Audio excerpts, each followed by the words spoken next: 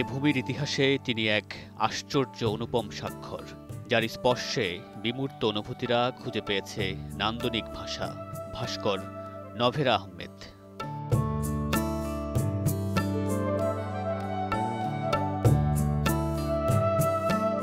নারী তার শিল্পকর্মের অন্যতম অনুষঙ্গ।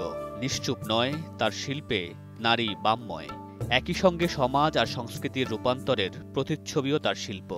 পরিবার, যুগল, ইকুরাস, জেব্রা ক্রসিং তার অন্যতম সৃষ্টি।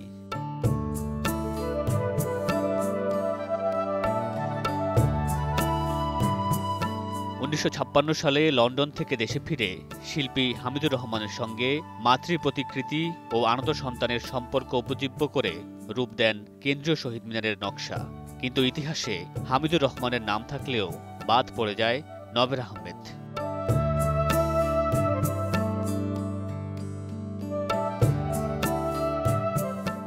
১৯৭৩ সালে দেশ ত্যাগ করে তিনি বেছে নেন স্বেচ্ছা নির্বাসিত জীবন। এক অজানা অভিমানে গুটিয়ে নেন নিজেকে, যে অভিমানের আবরণ ভেদ করতে পারেনি কেউ। ২০১৫ সালে ফ্রান্সে মৃত্যুবরণ করেন এই বরেণ্য শিল্পী। তার আর দেশে ফেরা হয়নি।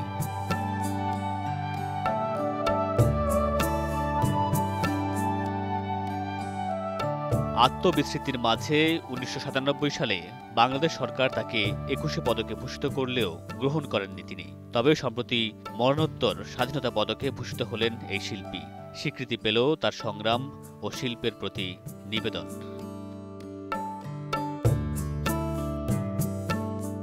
মামুনুর রশীদ পনেল, সময় সংবাদ, ঢাকা।